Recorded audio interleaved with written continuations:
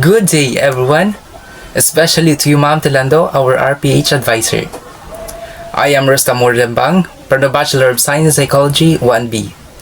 Now, I'll be discussing to you the chapter 2.5, which is revisiting Corazon Aquino's speech before the US Congress. Now, let's proceed. First, who is Corazon Aquino? Let us know. Maria Corazon Cory Coanco Aquino is born on January 25, 1933 at Paniqui, Tarlac and died on August 1, 2009 at Makati. She is a daughter of Kongresista and a pharmacist, Jose Coanco and Demetria Sumulong. Corazon Cory Aquino functioned as a symbol of the restoration of democracy and the overthrow of the Marcos dictatorship in 1986, the People Power Revolution. Ito ang naging dahilan kung bakit naging presidente si Cory Aquino. Her image as a mourning widowed housewife who had always been in a shadow of her husband and relatives at kahit walang karanasan sa politika ay inihambing sa pagiging statesmanship, mahusay magsalita, karisma at tusong kasanayan sa politika ni Marcos. Nevertheless, Cory was able to capture the imagination of people whose rights and freedom had long been compromised throughout Marcos' regime. Ito ay sa kabila ng katotohanan na si Corazon Cory Coanco Aquino ay nagmula sa mayamang pamilya. They own a vast estate of sugar plantation at Paniqui, Tarlac, and it is what we called Hacienda Luisita, and their relatives occupy local and national government positions. Trivia about Corazon Cory Coanco Aquino. She is the first female president of the Republic of the Philippines, but not only in the Philippines, but in the whole Asia. Now, let's proceed to the People Power Revolution. People Power Revolution was widely recognized for his peaceful character. Noong si former Senator Ninoy Aquino ay pinatay sa tarmac of the Manila International Airport, also known as Ninoy Aquino International Airport or NAIA, noong August 21, 1983. Ang rehimeng Marcos ay labis na naghirap dahil sila ang sinisisi ng mga tao, dahil sila lamang ang nakikitang may motibo rito. The Marcos regime greatly suffered a crisis of legitimacy. The protests from different sectors ay nagdagsa sa iba't ibang bahagi ng bansa. Ang kredibilidad ng mga Marcos sa international community ay nasira, paired with the looming economic crisis. Kinakailangang may gagawing hakbang si Marcos dito, to prove to his allies in the United States that he remained to be the democratically anointed leader of the country. He called a snap election on February 1986. Si Corazon Cory Coanco Aquino ay nakumbinsing tumakbo sa halalan laban kay Ferdinand Marcos. The canvassing was rigid to Marcos' favor, but the people expressed their protest against the corrupt and authoritarian government. Dalawang araw matapos idiniklara ni dating Pangulong Ferdinand Marcos Sr. na siyang nanalo sa snap election, mismong mga sundalo nito ang nanguna sa People's Power Revolution, kabilang rito si dating Defense Secretary Juan Ponce Enrile at dating PNP Chief of Staff Fidel B. Ramos. Kinagabihan, nanawagan si dating Manila Archbishop Jaime Cardinal Sin na sumuporta ang mga tao sa mga nag-aaklas na mga sundalo. The overwhelming presence of civilians in the EDSA successfully turned a coup into a civilian demonstration. The thousands of people who gathered overthrew Ferdinand Marcos from the presidency after 21 years. On September 18, 1986, 7 months since Cory became the President of the Republic of the Philippines, she went to the United States and spoke before the joint session of the US Congress. Cory was welcomed with long applause as she took the podium, and addressed the United States about her presidency and the challenges faced by the new republic. She began her speech with the story of her leaving the United States 3 years prior as newly widowed wife of Ninoy Aquino. Pagkatapos ay ikinuwento niya ang karakter, paninindigan at pasya ni Ninoy sa pagsalungat sa otoritarianismo ni Marcos. Binanggit niya ang 3 beses na nawala sa kanila si Ninoy Aquino, kasama na ang pagkamatay nito noong Agosto 23, 1983. Ang unang pagkakataon ay noong pinigil ng diktadura si Ninoy kasama ang iba pang mga sumasalungat. Ngayon, babasahin ko sa inyo kung ano nga bang nilalaman ng talumpating iyon. The government sought to break him by indignities and terror. They locked him up in a tiny, nearly airless cell in a military camp in the north. They stripped him naked and held the threat of sudden midnight execution over his head. Ninoy held up manfully under all of it. I barely did as well. For 43 days, the authorities would not tell me what had happened to him. This was the first time my children and I felt we had lost him. Nung na-survive ni Ninoy Aquino ang first detention, he was then charged of subversion, murder, and other crimes. He was tried by a military court whose legitimacy Ninoy adamantly questioned. To solidify his protest, Ninoy decided to do a hunger strike and fasted for 40 days. Court treated his event as a second time that their family lost Ninoy.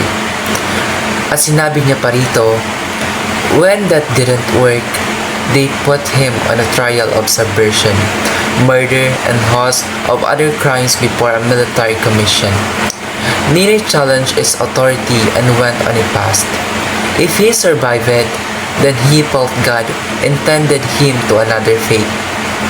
We had lost him again. For nothing would hold him back from this determination to see his path through to the end. He stopped. Only when it dawned on him that the government would keep his body alive after the fast had destroyed his brain, and so we barely any life in his body. He called up the fast on the 40th day.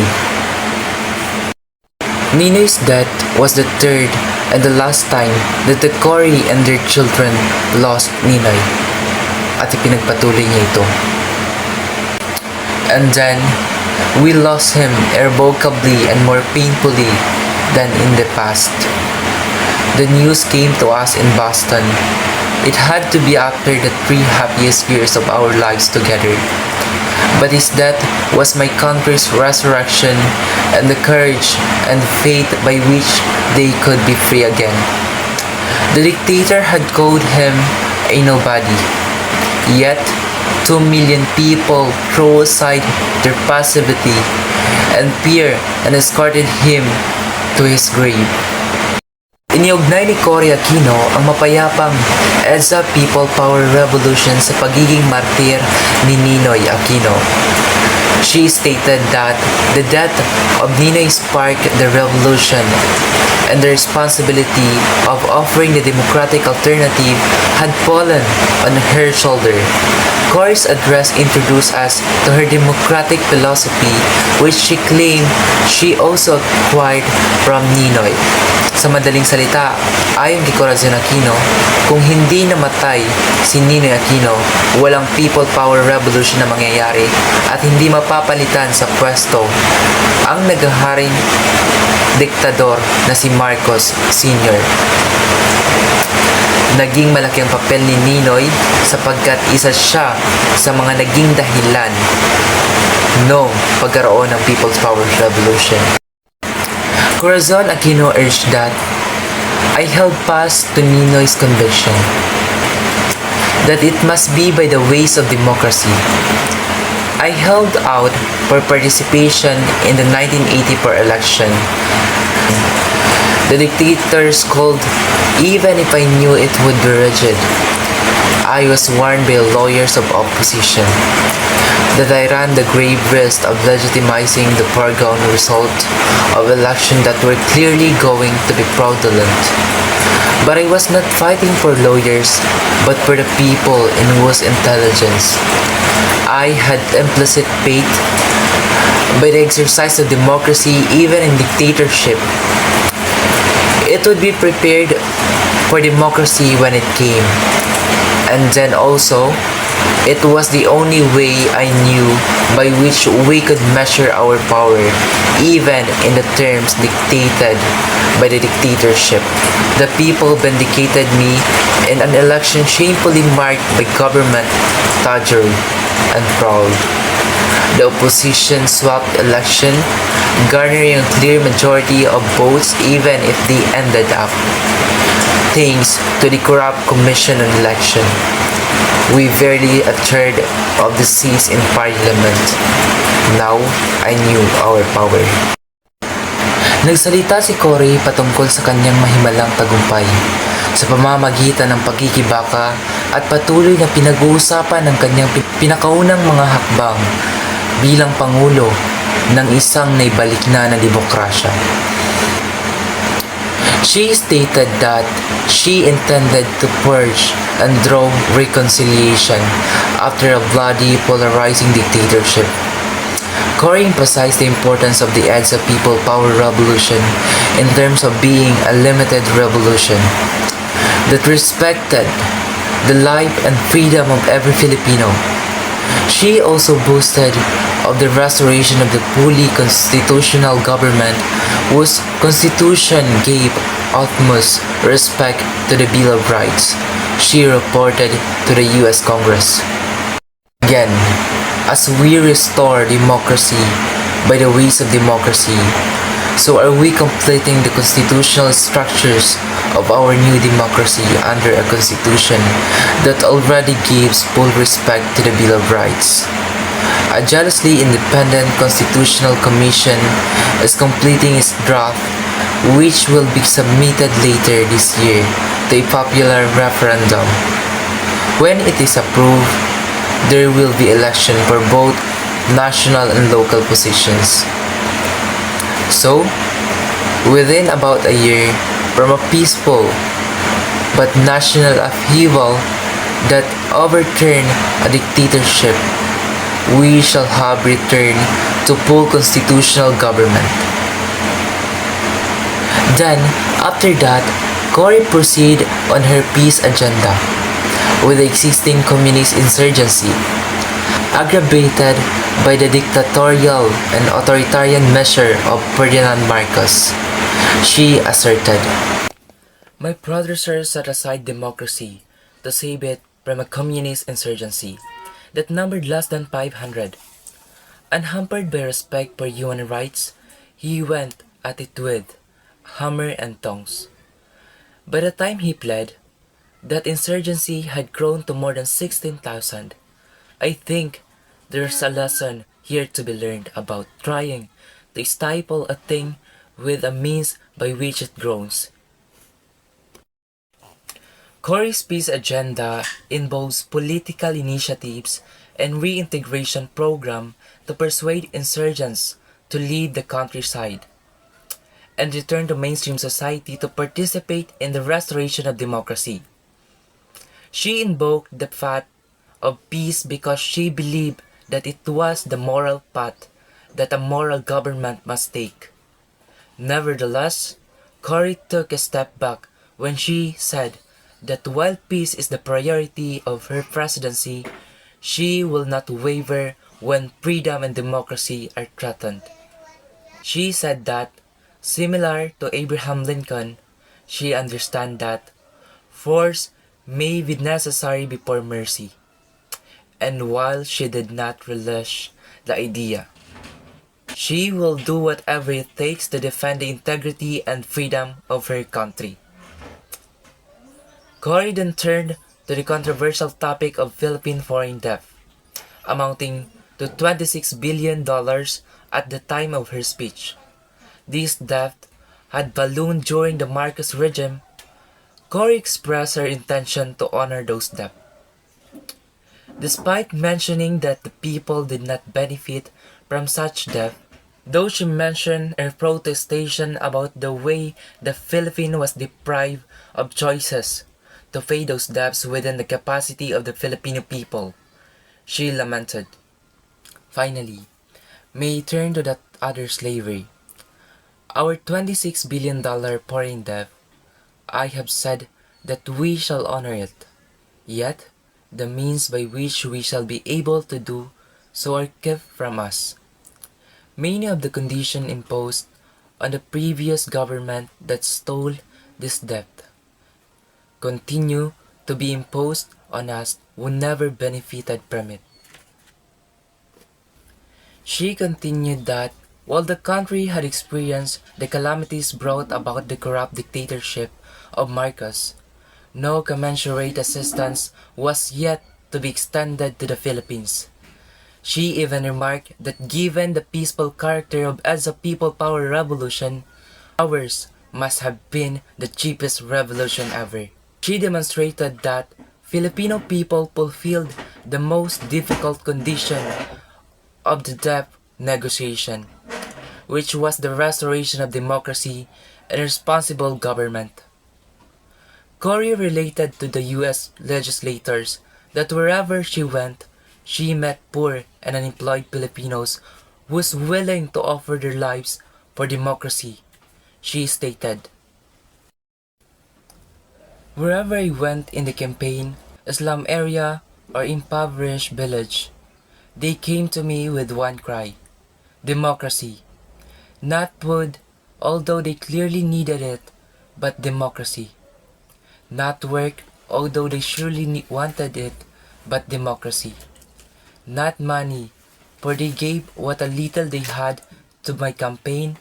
They didn't expect me to work a miracle that would instantly put food into their mouths, clothes on their back, education on their children, and give them work that will put dignity in their lives. But I feel the pressing obligation to respond quickly, as the leader of the people, so deserving of all these things." Cory proceeded in enumerating the challenges of Filipino people they tried building the new democracy. These were the persisting communai, insurgency, and economic deterioration.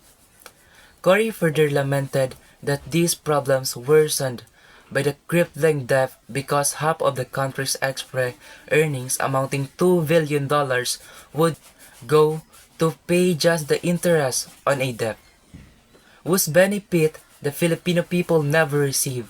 Cory then asked a rather compelling question to the U.S. Congress. Has there been a greater test of national commitment to the ideals you hold dear than that my people have gone through? You have spent many lives and much treasure to bring freedom to many lands that were reluctant to receive it. And here, you have a people who want it by themselves and need only the help to preserve it. Cory ended her speech by thanking America for serving as home to her family for what she preferred to us, the 3 happiest years of our lives together. She enjoyed America in building the Philippines as a new home for democracy and in turning the country as a shining testament of our two nations' commitment to freedom. And that's it. Thank you for watching.